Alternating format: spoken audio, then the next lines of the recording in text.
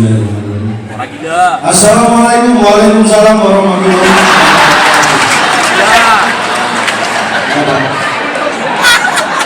Kamu jangan dapat pahala, menjawab dapat pahala. Saya ingin mengumpulkan pahala sebanyak-banyaknya. Sekarang kita berbagi pahala. Assalamualaikum warahmatullahi wabarakatuh. Selamat siang, salam sejahtera, saya Cak Lontong, salam lembar. Tangan buat Unsia dan Aceh. Luar biasa.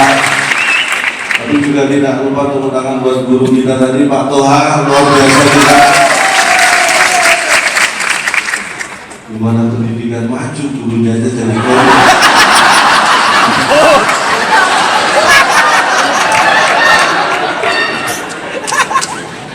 Dan juga teman-teman buat komika-komika tadi yang sudah tampil sebelumnya dari komunitas di Banda Aceh. Sebenarnya mereka lucu-lucu, terus ngapain mendatangkan saya? Kalau lihat Pak Toha tadi ya, MC kadang-kadang mau ingat mati dan itu mengingatkan kita bahwa belajar itu tidak pandang usia.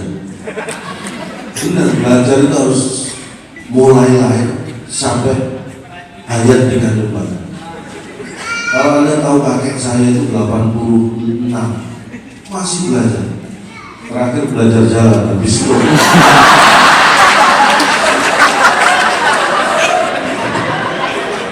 Jadi Pak Toha itu banyak. Dan tadi disebut diajarin, tadi disampaikan juga enggak? Ya ini aneh katanya. Ilmu pengetahuan jadi nggak sopan. Karena kalau kimia BOH ditambah apa plus KOH jadi sunat. Ya jadi yang bodoh. Mau jadi apa kalau guna jadi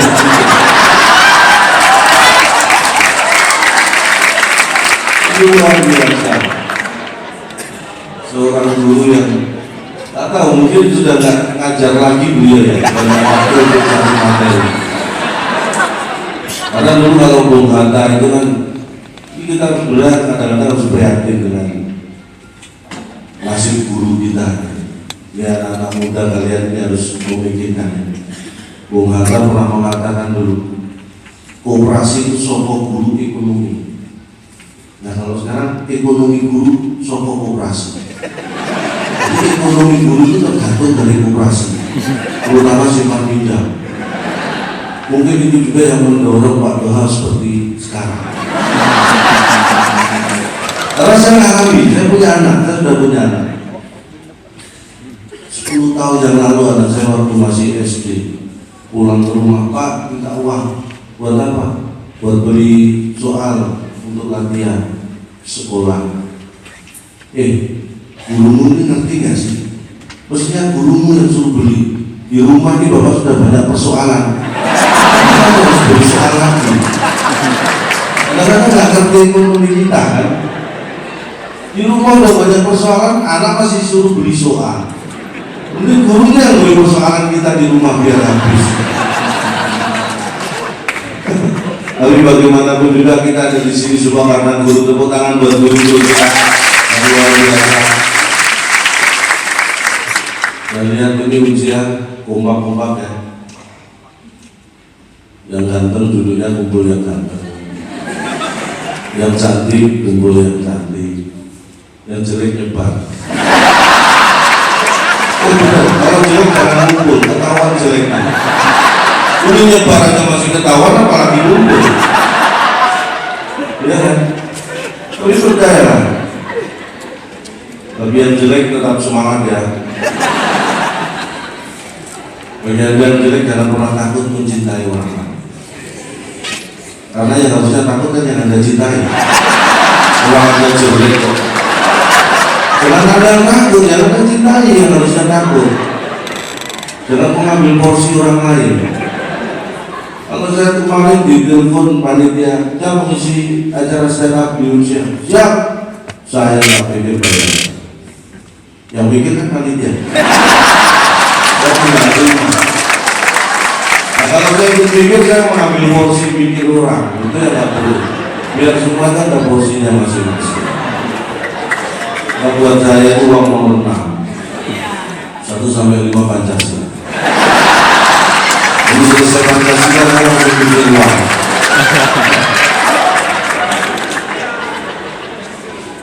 Bagi yang merasa jelek, bersyukurlah Anda merasa jelek.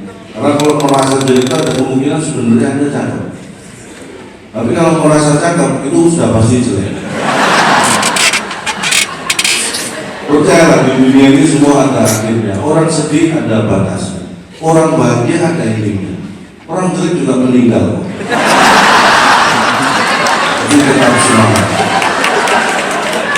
Begitu meninggal nanti tidak tersiksa lagi jadi orang tua.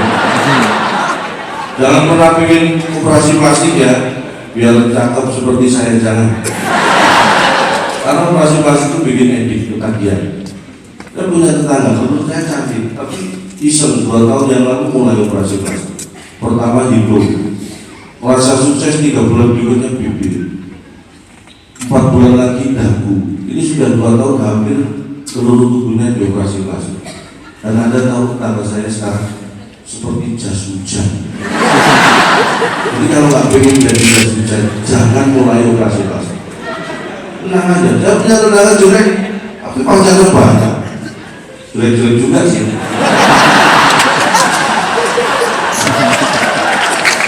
Tapi kan susah, mau punya pacar banyak jelek-jelek itu lebih susah. Lebih susah hidupnya maksudnya. Ya kita nggak ngomongin jelek semua di sini, cakep yang di sini nggak ada yang jelek, yang jelek yang di sana. Cuma yang di sana sudah pindah sini semua. Sekali lagi sangat terhormat saya bisa hadir di sini. Ini tanggal ini tanggal berapa? 9 ya? 9 April sebenarnya ada acara di kantor Gubernur DKI di Jakarta, tapi saya memilih hadir di Aceh untuk Indonesia. Tapi tidak untuk saya nggak hadir di sana karena memang tidak diundang. Hanya sampaikan di saat yang sama di kantor Gubernur DKI ada acara. Saya bilang begitu, bukan berarti saya diundang.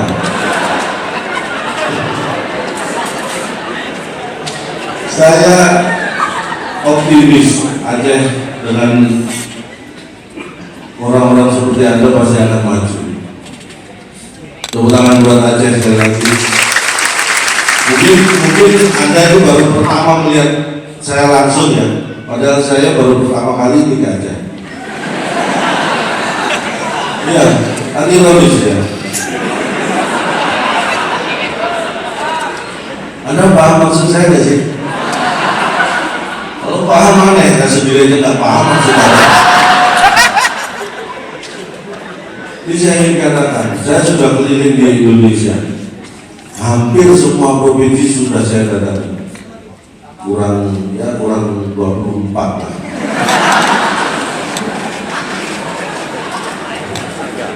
Dan hampir semua benua sudah saya datang, kecuali Australia, Amerika, Afrika, Eropa.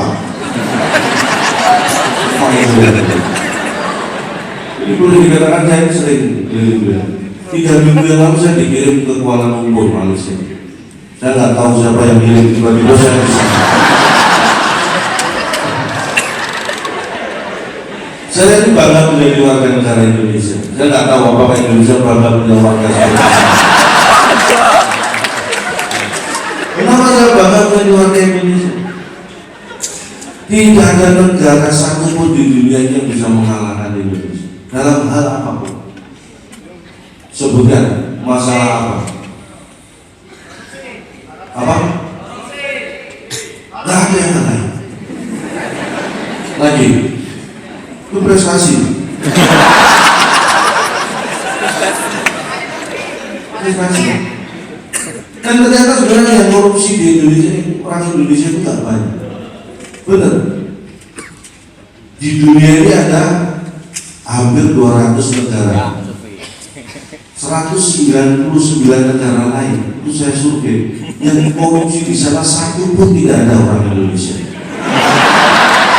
Dan kita ini kan sedikit sebenarnya yang korupsi. Makanya kita pertahankan ya. Saya mengatakan bahwa Indonesia ini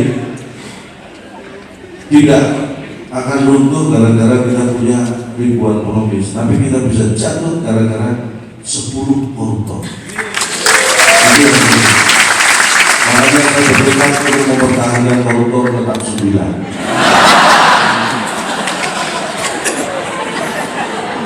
Sebenarnya gampang. Bagaimana koruptor supaya nggak nambah? Jangan ditangkap. Kalau ditangkap jadi nambah. Kalau nggak ditangkap kan nggak nambah. Kuncinya hanya jangan ditangkap, dibunuh langsung. Saya bangga menjadi warga Indonesia. Saya di Kuala Lumpur 3 minggu yang lalu, sebulan yang lalu, hadir di diskusi negara ASEAN. Vietnam mempertanyakan mana prestasi sepak bola Indonesia. Saya yang tadinya tidur tiba-tiba bangun. Ini diskusi, kan jangan kurang tidur mereka. Orang lagi diskusi menghina negara lain. Indonesia mana prestasi sepak bolanya? Saya langsung berdiri. Siapa yang mengatakan sepak bola Indonesia tidak berprestasi? Jangan sombong. Brasil 5 kali juara dunia, silakan. Jerman 4 kali, Italia 3 kali, Inggris, Prancis baru sekali. Tapi ingat, Brasil pernah kalah dari Jerman Piala Dunia terakhir. Jerman sering kalah dari Italia juga sering kalah dari Prancis. Prancis, Inggris sering saling mengalah. Inggris juga sering kalah dari Brasil. Tapi dari 5 negara yang pernah juara dunia, belum satu pun yang mengalahkan timnas Indonesia. Kita timnas Indonesia. Orang yang kita pertahankan rekor, jangan mau bertanding dengan mereka. Hanya itu yang sudah kita lakukan. Sudah nggak kalah. Kadang-kadang kita harus optimis dengan cara yang lain.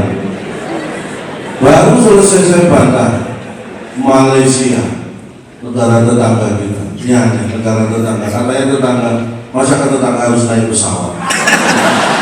Macam apa? Harusnya tetangga jalan kaki aja kan nyampe. Mereka mengatakan Indonesia SDM-nya, kualitas manusianya jauh menurun. Tahun 70-an Malaysia itu impor guru, mendatangkan tenaga pengajar dari Indonesia, seperti Pak Tuhan tadi, tenaga pengajar. Tapi sekarang tahun 90, tahun 2000-an hanya asisten rumah tangga, pembantu yang didatangkan. Itu menunjukkan SDM, kualitas manusia Indonesia turun. Saya yang mau tertidur lagi jadi bangun lagi. Siapa yang mengatakan SDM kita turun? Kualitas orang Indonesia tetap hebat, tetap nomor 1. Yang turun adalah selera orang Malaysia. Dulu sukanya guru, sekarang sukanya pembantu. Selera mereka yang turun. Kita harus optimis. Ya, jangan pernah mau kalah. Orang Indonesia kok dilawan. Jangan sombong. Amerika itu ada gara-gara Indonesia. Anda percaya? Tidak, saya juga. Awalnya, tapi silakan nanti dibaca. Ingat, Ratu Spanyol pernah memerintah Christopher Columbus mencari rempah-rempah. Itu komoditas dibutuhkan di Eropa. Salah satu negara besar penghasil rempah-rempah Indonesia selain India. Armada Columbus dalam perjalanan mencari rempah-rempah kesasar, nemulah benua Amerika. Bayangkan kalau tidak ada perintah dari Ratu Spanyol untuk mencari rempah-rempah ke Indonesia, mungkin sampai sekarang Amerika belum ada yang ngomong. Ya kan? Apa Barack Obama nggak toleh? Amerika belum ada yang ngomong. Amerika ada gara-gara Indonesia, walaupun tidak langsung. Napoleon Bonaparte jatuh gara-gara Indonesia. Saya akan cerita sedikit. Tahun berapa saya lupa. Saya yakin Napoleon juga lupa. Waktu itu Prancis di bawah Napoleon itu pasukannya paling kuat di Eropa, akan menyerang salah satu negara kecil di Eropa.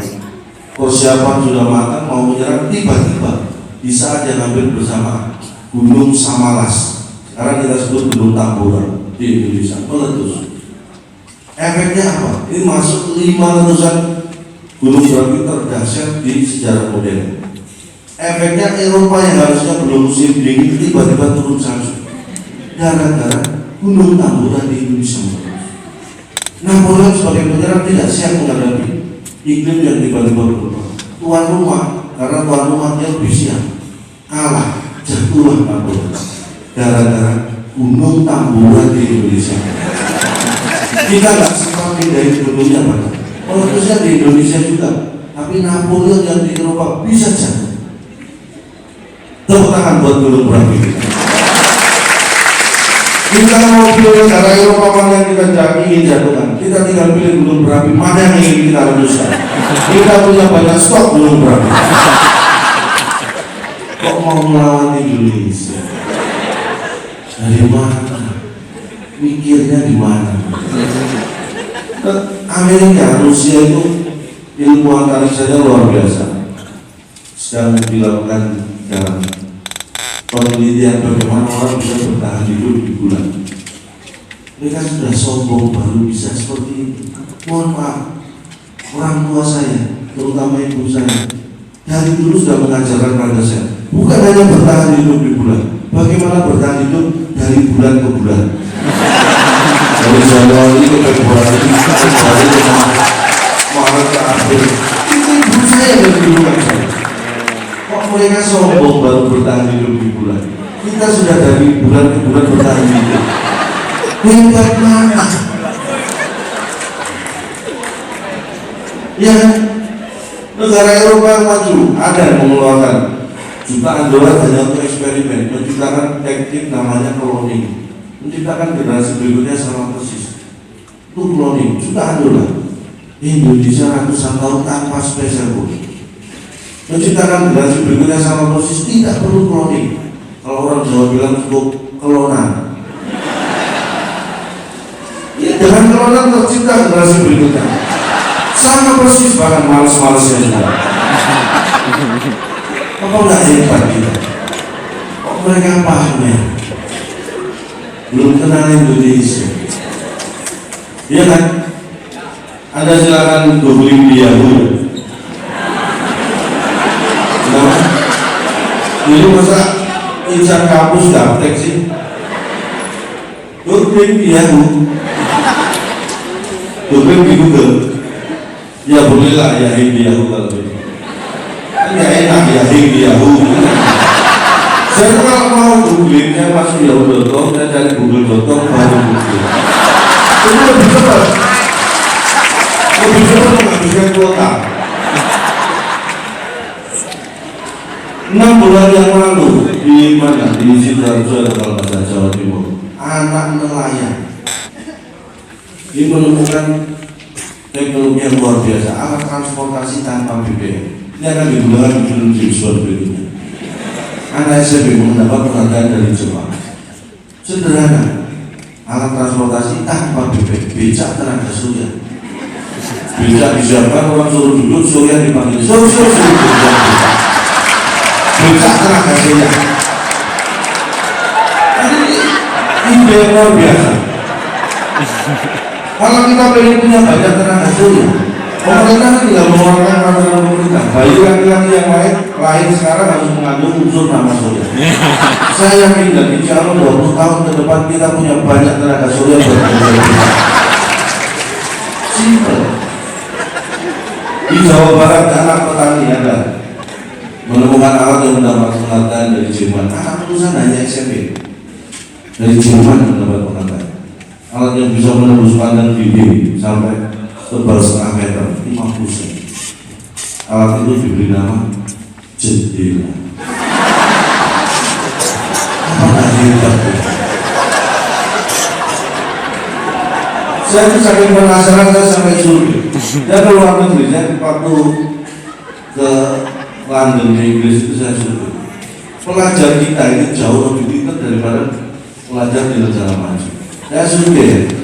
Pelajar SMP SMA di Indonesia itu kalau belajar matematika ya matematika, kalau belajar fisika ya diajar Pak Noah fisika, kalau belajar kimia ya kimia.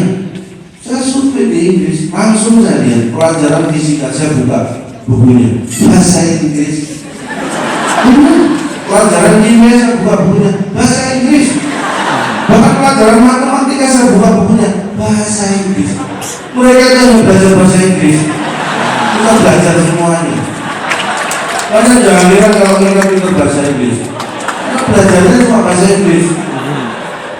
Kalau nggak pernah buka perpustakaan di sana, bahasa Inggris semua bukunya. Apa? Sekolah tinggi-tinggi belajar cuma bahasa Inggris. Kita belajar semuanya. Makanya kita harus optimis. Ya kan? Kita ini selalu berpikir sekarang lebih maju dibanding bangsa lain. Nanti suatu saat kalau Anda semua ya, ini mungkin sudah tahu, ini umum, pengetahuan umum. Kalau di pesawat internasional itu kalau kita ingin tahu penumpangnya asalnya dari negara mana, tanpa berkomunikasi dilihat dari cara makan. Makan itu menunjukkan bangsa. Jadi kalau selesai makan di pesawat, ya perhatikan, kalau sendok garpunya disilang, itu orang American style. Kalau taruhnya lurus sendok garpu, itu orang Eropa. Kalau lurus tapi miring ke kanan, Eropa Timur. Kalau miringnya ke kiri, timurnya Eropa. Kalau orang Indonesia lain, kita lihat sendok garpu hilang dimasukin mas. Itu pasti orang Indonesia. Pertahankan itu. Saya punya banyak koleksi sendok garpu pesawat. Karena ini yang menunjukkan kita selangkah lebih maju pikirnya. Kenapa? Karena bangsa lain belum punya pikiran kalau sendok garpu pesawat bisa dipakai di rumah. Kita sudah punya pikiran itu. Selangkah lebih maju. Pertahankan. Itu ciri khas. Tapi kenapa saya lakukan? Karena membawa pulang sendok garpu pesawat itu tidak melanggar hukum. Yang melanggar hukum itu pelampung. Itu kalau dipindahkan aja kurungan ancamannya 2 tahun atau denda 200 juta. Jadi kadang-kadang saya juga bingung. Kalau naik pesawat itu duduk ada di belakang seat ada, memindahkan atau membawa pelampung itu ancaman hukuman 2 tahun penjara atau 200 juta rupiah denda. Tapi akhirnya sebelum take off, pramugari memperagakan cara mengenakan pelampung, cara mengencangkan, meniup dan sebagainya. Ini kan jebakan. Kalau kita ikuti kena denda 200 juta.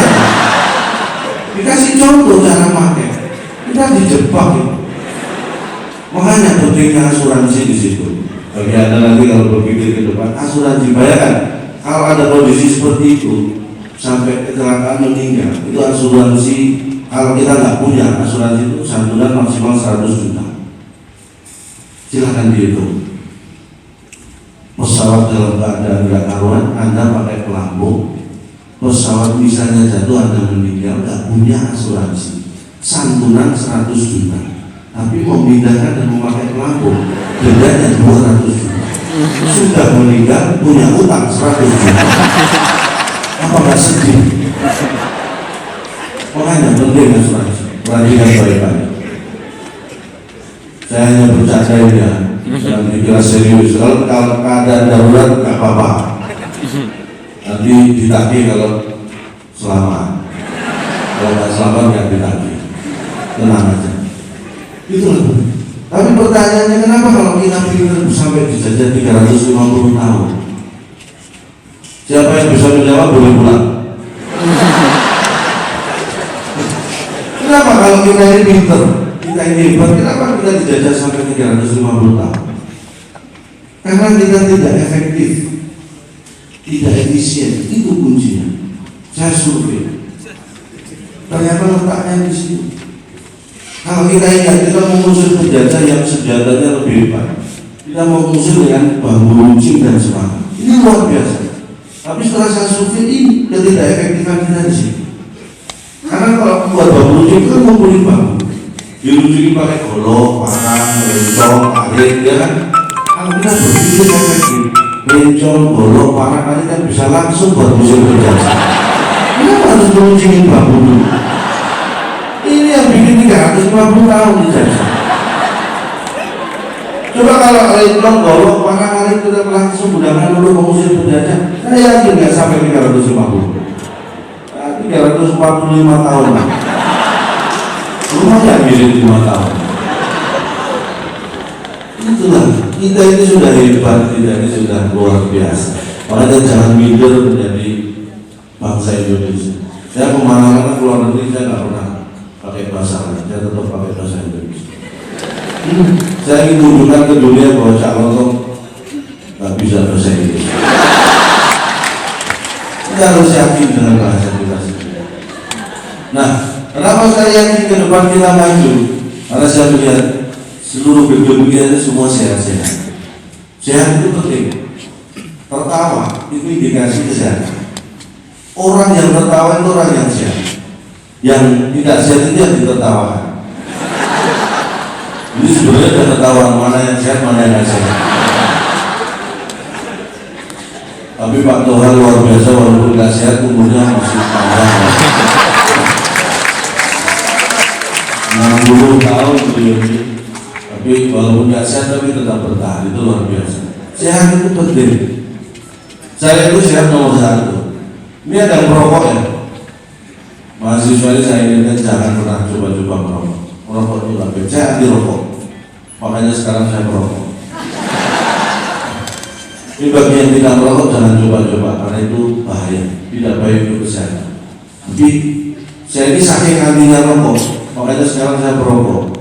Saya pikir kalau pabrik rokok saya bakar supaya rokok nggak ada di muka bumi, saya bisa dipenjara. Makanya dengan semangat anti rokok supaya rokok habis, saya bakar 1 persatu. Semangat anti rokok. Jadi bagi anda yang sudah terlanjur merokok, kita punya semangat yang sama.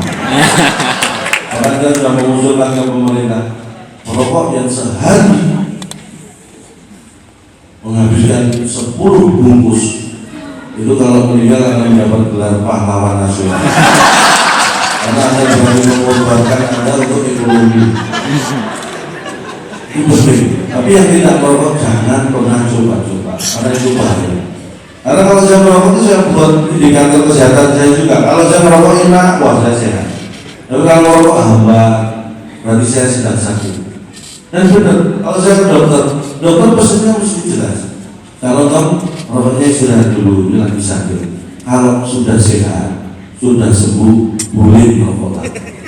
Berarti merokok itu orang yang sehat. Tapi orang yang tidak merokok itu orang yang sakit, lebih sehat, lebih sehat. Dan dulu sakit sedikit biasanya ke dokter. Sejak umur saya kepala 4 saya nggak pernah ke dokter. Saya kapok. Ini mohon maaf kalau ada dokter ya. Menurut saya dokter di Indonesia ini kepo dan berlebihan lagi kepo. Bukan manusia ya, bukan urusannya. Pernah ya? Dulu nggak masalah ke dokter, sakit sedikit ke dokter. Sejak umur saya kepala 4 saya ke dokter gara-gara melihat. Ditanya macam-macam, oke lah, nggak masalah. Ada satu pertanyaan bikin saya emosi. Dokter tanya, Cak Lontong punya gula? Ini dokter sudah mencampur urusan dapur saya. Ya, saya mau punya garam, punya cabai, punya gula, itu kan urusan dapur saya. Kenapa dokter pengen tahu? Akhirnya saya langsung berdiri, dok, mohon maaf. Saya kesini melihat mau periksa bukan mau rujaan. Ditanya punya gula itu kan dikira mau rujaan apa? Sejak itu saya nggak pernah mau ke dokter. Sampai seminggu yang lalu saya pusing, saya nggak ke dokter. Saya sampai pusing mikirin pusing saya. Makanya sehat itu penting. Sehat itu penting. Dan satu hal yang menunjukkan kita ini jauh lebih pintar dan lebih sehat dari bangsa lain. Ada seorang, ini saya buktikan sebentar lagi. Ada seorang profesor Jepang itu mengatakan tertawa 60 menit itu bisa membakar kalori setara dengan tertawa hanya 1 jam. Ini yang saya maksud, kita jauh lebih pintar. Karena hasil penelitian profesor Jepang saja di Indonesia ditertawakan. Kita lebih pintar daripada profesor Jepang. Jangan minder. Tepuk tangan buat saya. Ini yang hebat. Makanya penting sehat itu, dijaga kesehatannya. Tapi bagi yang merokok ya, dipesan sesama perokok, jangan pernah takut mati kalau merokok. Jangan pernah takut mati kalau merokok. Kan ada korek, bisa dimalain lagi. Kalau orang merokok, rokoknya mati takut, itu kan lebay. Tinggal pindahin pakai korek, jangan takut mati. Kalau nggak bawa korek, bisa hidup ya. Ini bagi wanita yang belum, ini banyak yang masih belum punya pasangannya. Ya saya doakan setelah acara ini mudah-mudahan nanti pulang cepat nemu jodoh ya. Tapi yang namanya juga nemu tolong dikembalikan ke yang punya. Itu orang bertanggung jawab. Namanya juga nemu. Tapi bagi cewek-cewek yang belum punya pasangan, kalau ingin tahu laki-laki itu karakternya seperti apa, lihat aja cara membawa rokok. Ini perhatian baik-baik. Ini kalau ada laki-laki keluar rumah hanya bawa korek, nggak bawa rokok, itu laki-laki yang karakternya optimis.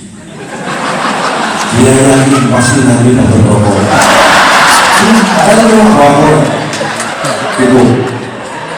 Ada laki-laki yang cuma bawa rokok, nggak bawa korek. Ini karakternya pesimis, karena dia selalu was-was. Wah nanti kalau pinjam korek jangan-jangan ada minta rokok. Khawatir terus, pesimis. Ada lagi nggak bawa rokok, nggak bawa korek. Nah ini pengemis. Kemudiannya cuma paru-paru. Jangan diputari, itu terlaluan. Nah, itu anak-anaknya kecil masih mudanya nggak bawa rokok, nggak bawa korek. Hindari itu, mudah lah. Karena kan jelas peraturan pemerintah dulu, merokok dapat menyebabkan serangan jantung, kanker, gangguan janin dan sebagainya. Kan merokok dapat, merokok beli aman. Hanya beli yang ngomong. Yang dapat itu yang rawan serangan jantung. Tapi pesan saya bagi yang merokok, saya lagi yang tidak merokok jangan coba merokok. Yang sudah terlanjur merokok, pesan saya ini coba ya, paling enak, paling nikmat, berhenti merokok. Silahkan dicoba. Jadi merokok paling enak, paling nikmat itu berhenti, duduk, ambil ngopi, baca Quran. Jangan sambil lagi-lagi, harus berhenti. Duduk, nyantai. Sudah duduk tangannya dengan disetuju. Ya. Kenapa saya berani ngomong seperti itu? Karena saya tahu ada semua pinter, tahu mana yang benar, mana yang tidak benar, mana yang boleh, mana yang tidak boleh. Makanya saya berani ngomong. Jadi yang boleh silahkan dibeli, yang tidak boleh silahkan dicoba. Itu penting ya. Jadi sehat itu penting. Kalau sudah sehat apa? Ini modal bagi Anda menghadapi masa depan. Nanti kita sebagai penerus dari Pak Toha, bukan berdiri di sini tapi meneruskan perjuangannya. Modalnya kalau Anda sudah hebat sebagai bangsa Indonesia, sudah punya semuanya, Anda sudah sehat. Selanjutnya apa? Sayang. Kenapa Anda semua ada di sini? Karena sayang. Kalau tidak sayang, nggak mungkin ada di sini. Tapi yang tidak datang di sini itu lebih sayang. Lebih sayang pada uang yang nggak mau mengeluarkan pendidikan. Itulah sayang. Sayang itu penting. Sayang itu membuat kita merasa memiliki. Kalau Anda sayang pada kampus, Anda merasa memiliki kampus. Itu penting. Sayang. Kalau saya sama istri gua jangan ditanya. Itu orang paling sayang sama. Karena sayang nomor istri itu nomor satu. Sayang istri nomor satu aja. Karena ada nomor dua, nomor tiga, nomor saya, kalau saya jalan-jalan ke mall, kalau nanti ke Jakarta lihat saya jalan-jalan ke mall, istri saya gandeng, nggak pernah saya lepas. Karena kalau saya lepas dia belajar nggak karuan, saya gandeng dulu. Saya sama dompet. Kalau saya pulang kerja bawa uang misalnya ke rumah, di dompet ada 1 juta, ketemu istri, saking sayangnya saya kasih langsung 50.000. Saya kalau dikasihkan semua harus ada yang disimpan. Saya itu bukan pelit, tapi saya kalau kasih belanja istri itu, Bu, ini di dompet tinggal 100.000, saya gandeng di depan cermin. Nah, itu yang di cermin buat kamu, yang ini buat hati itu kita dapat. Kalau sama istri saya seperti itu, silahkan dicoba. Luar biasa, benar, silahkan dicoba. Tapi saya punya istri itu memang mungkin saking sayangnya ya. Dulu waktu pertama menikah itu, waduh makanannya pada saya banyak. Saya baru keluar mau kerja gitu, pesennya apa? Kamu nggak boleh minum-minum, ya, nggak boleh main judi, ya, nggak boleh main perempuan. Tersiksa. Akhirnya saya punya cara. Kebetulan pas kerja ada mohon maaf pengemis gembel. Saya tes, kamu tak kasih 50.000, nanti kamu minum-minum. Saya nggak pernah mabuk Pak seumur hidup. Bagus.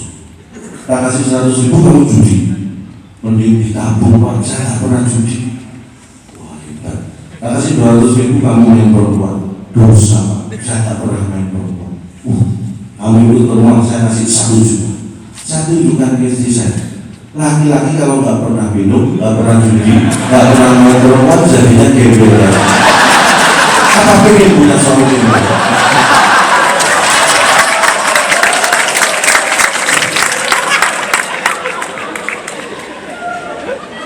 Karena itu saya menikah udah hampir 20 tahun, 20 tahun, ya, 18 tahun, 19 tahun. Karena kebetulan tetangga itu kan dia baru nikah. Itu kalau suaminya berangkat, dia mengelilingi istrinya gitu, istri saya lihat udah pengen, Pak kok kayak tetangga itu. Loh aku sih mau, tapi tanya dulu istrinya dia mau nggak? Kan kita harus membahagiakan istri. Enaknya seperti itu. Tapi nggak sampai lama. Dia tetangga yang pamer-pamer, nggak sampai lama menikah, mohon maaf, cerai. Tuhan suaminya ke saya. Kalau dong, yang ini repot punya istri karyawan bank, lo kan enak bisa ngurus duit. Enak apa dulu nikah aja mas kawinnya ribet. Lo apa? Seperangkat alat sholat. Lo kan biasa kan? Kalau dia seperangkat alat sholat mas kawin kan biasa. Di situ katanya ribet. Lo kenapa ribet? Itu seperangkat alat sholat berupa imam, jamaah, beserta masjid. Saya curiga jarang-jarang istrinya ikut gak fakar. Kalau satu kampung diajak semua. Sudah nikah, hijab kabul selesai malam pertama. Diajak ke kamar, mentang-mentang karyawan bank dia teriak apa? Masukkan nomor PIN. Masuk iya. Terus saya masukkan nomor PIN. Teriak lagi. Maaf, saldo Anda tidak cukup. Akhirnya bisa. Ternyata ketahuan istrinya ada yang bersama.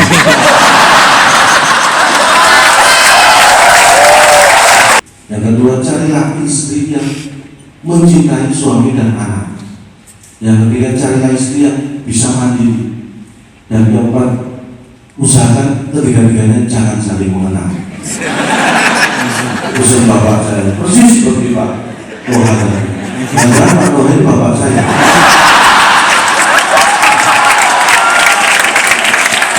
Karena kalau kita kan sakinah, mawaddah sama warahmah ya kan. Yang jalan persennya persis seperti bapak saya. Dan alhamdulillah saya satu sekarang dan jangan bertahan tetap satu. Karena satu aja sudah seperti tadi. Saya dapat istri itu dari umpan dulu. Saya itu orang yang berkeyakinan hidup saya harus dari prestasi. Handphone saya ini saya dapat dari lomba, juara 1 lomba lari saya dapat dari lomba. Saya ingatnya nggak tahu polisi orang satu kampung sama pemilik handphone ini. Kalau saya nggak juara 1 saya udah dibakar masa. Iya saya coba dulu. Artinya apa? Untuk hal yang negatif kita butuh prestasi, apalagi hal yang positif. Itu poinnya di situ. Bayangkan kalau saya kalah lomba lari waktu itu, lo masuk penjara ini, ya. Kenapa tidak? Istri saya dapat dari lomba apa saya lupa. Saking banyaknya lomba. KTP saja pekerjaan peserta lomba. Benar. Istri saya itu saya lupa lombanya apa. Pokoknya yang menang dapat yang cantik. Ya kalah. Saya kan manusia biasa, nggak selalu menang. Makanya kalah. Itu mohon maaf, istri saya itu suatu saat akan saya ajak ke sini kalau diundang lagi. Mungkin nanti istri saya suruh datang ke sini. Istri saya itu 78 kg, bibinya 150, nggak sampai. Ini biar gampang ya, mohon maaf. Bayangin kulkas satu pintu lah.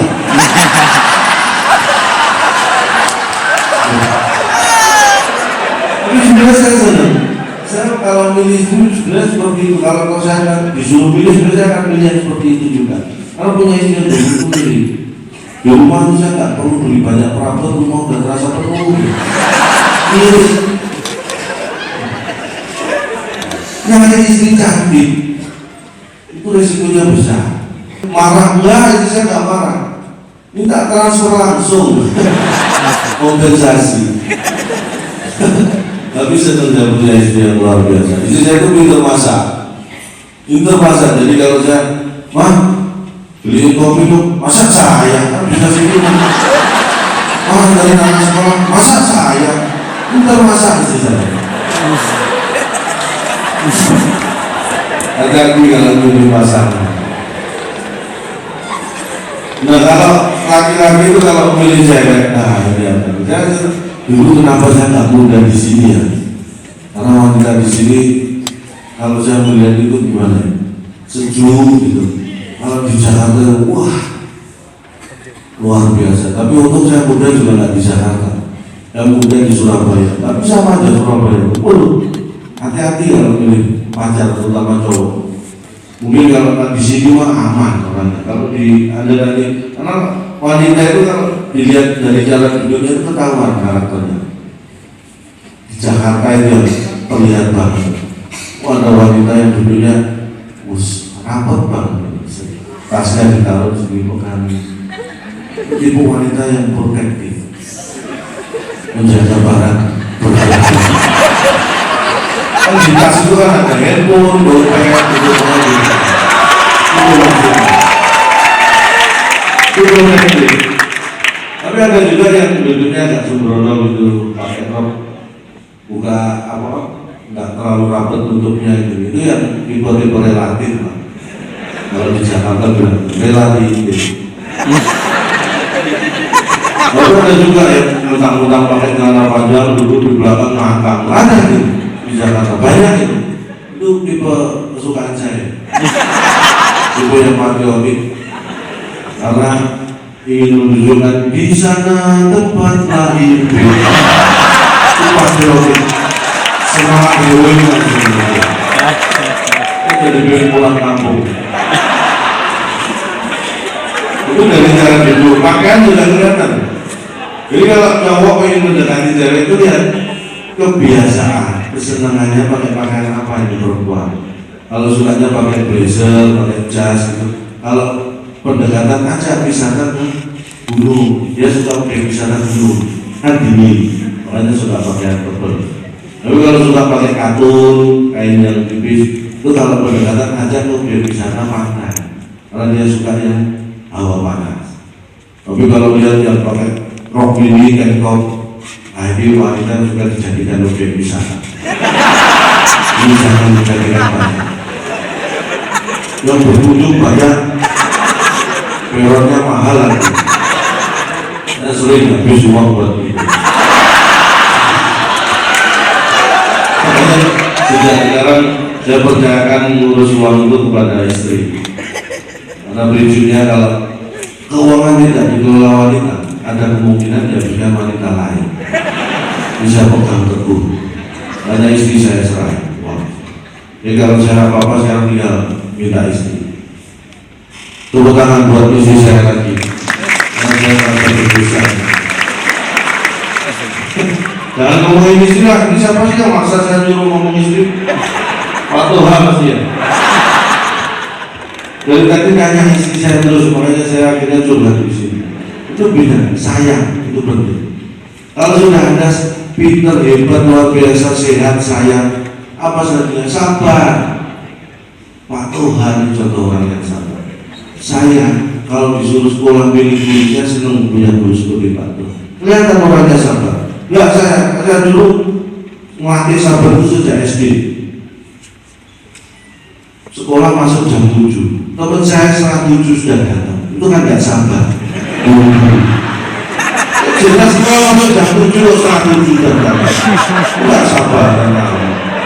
Buru-buru. Ada jam 6:15 sudah datang. Wah lebih buru-buru, gak sabar. Kalau saya sabar, sekolah jam 7 masuk saya setengah 8, kadang jam 8. Dimarahin sama guru saya. Ini aneh, muridnya sabar kok, gurunya gak sabar. Coba kalau saya punya guru kayak Pak Tuhan pasti gak dimarah. Ulangan juga gitu kan, waktu 60 menit. Teman saya katanya pinter baru 30 menit dikumpulkan. Ini buru-buru, gak sabar. Katanya pinter saya nyontek gak boleh. Ini kan aneh. Orang pinter kok dicontek gak boleh. Mungkin dia sebenarnya gak pinter.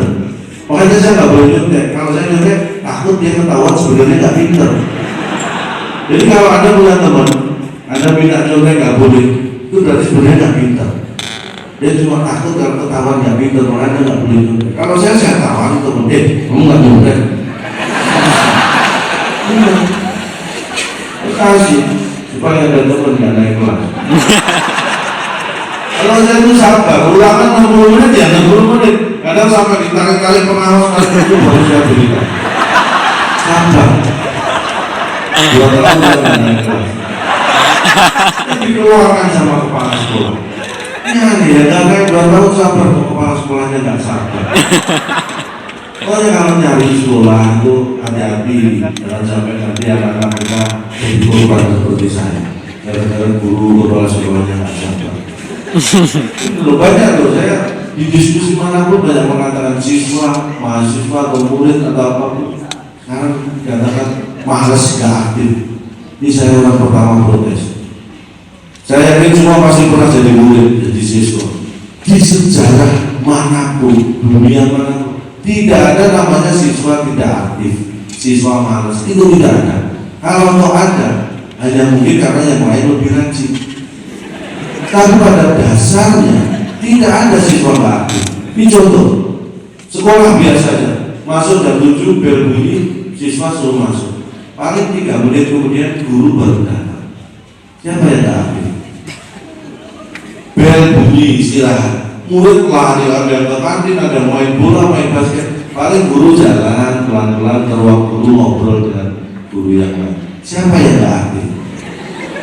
Ya.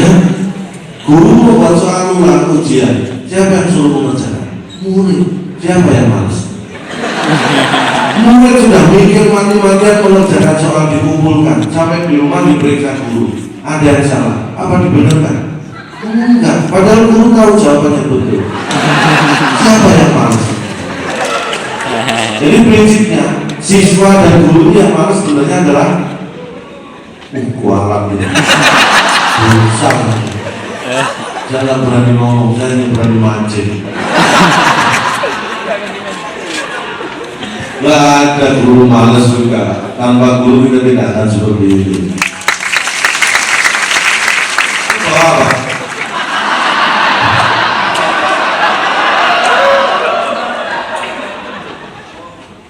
Saya suruh azan maksudnya. Oh. Tulisannya azan suruh.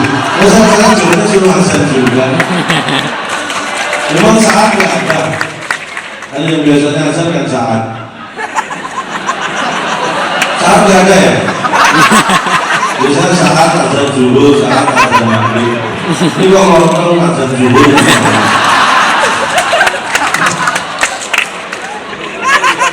Sebenarnya banyak yang ingin saya bagikan prinsip karena saya sendiri yang sudah nggak berhasil. Jadi ingin saya bagikan, yang namanya resep itu kadang-kadang tidak cocok untuk satu orang, tapi lebih cocok untuk orang lain. Dan seperti itu. Saya ini menyadari karena saya dulu hanya sales. Dulu sales motor. 3 bulan saya kerja dipecat gara-gara nggak bisa jual 1 motor. Tapi ironi, begitu saya nganggur nggak ada kerjaan, nggak sampai seminggu itu satu-satunya motor di rumah terjual. Minggu berikutnya TV keluar terjual. Nah sampai sebulan itu separuh perabot rumah itu terjual. Jadi bakat saya kan sebenarnya tinggi, cuma waktunya yang nggak tepat. Mungkin hanya yang bisa saya sampaikan, mudah-mudahan kurang bermanfaat. Yang namanya kurang kan ingin nambah. Kalau ingin nambah ada acaranya kan saya diundang lagi.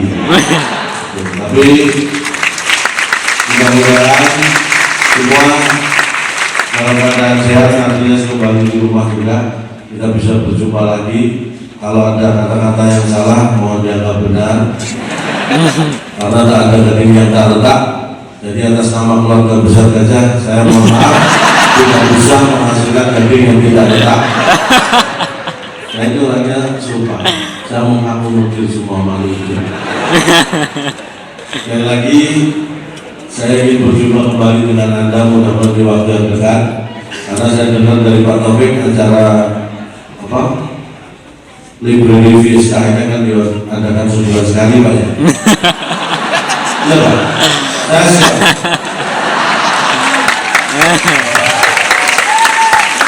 Ya setidaknya Anda mengamankan cicilan mobil saya. Mungkin hanya ini yang bisa saya sampaikan. Kalau ada sumur gelagat boleh kita menumpang mandi. Kalau ada umur panjang, mari kita gali sumur lagi. Terima kasih. Wassalamualaikum warahmatullahi wabarakatuh.